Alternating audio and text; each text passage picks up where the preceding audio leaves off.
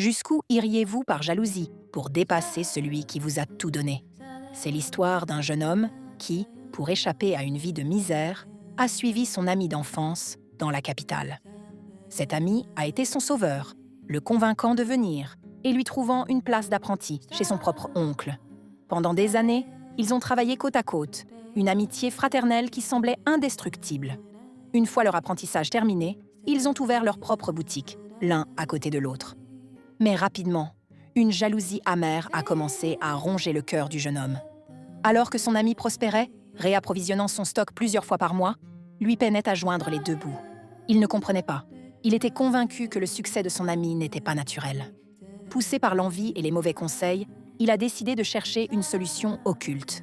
Un autre commerçant l'a mis en contact avec un marabout puissant dans l'est du pays.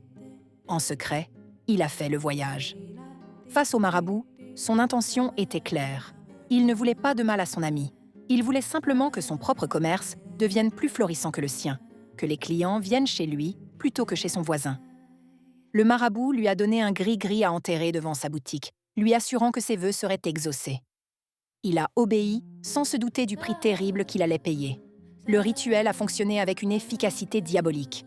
Du jour au lendemain, son commerce a explosé, tandis que celui de son ami s'est effondré. Des clients se sont plaints de produits défectueux, la police est intervenue, et en quelques mois, son ami était ruiné. La tragédie a atteint son paroxysme lorsque son ami, anéanti par la faillite et la honte, a traversé la route sans regarder et a été mortellement percuté par une voiture. C'est là que le cauchemar du jeune homme a commencé. Consumé par la culpabilité, il a commencé à être hanté. L'esprit de son ami lui apparaissait partout, dans la foule, dans son église, l'empêchant de prier.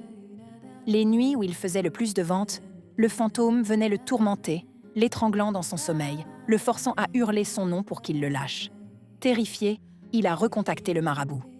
La solution proposée fut encore plus monstrueuse que le problème. Pour apaiser l'esprit de son ami, il devait le lier en utilisant l'esprit d'une autre personne.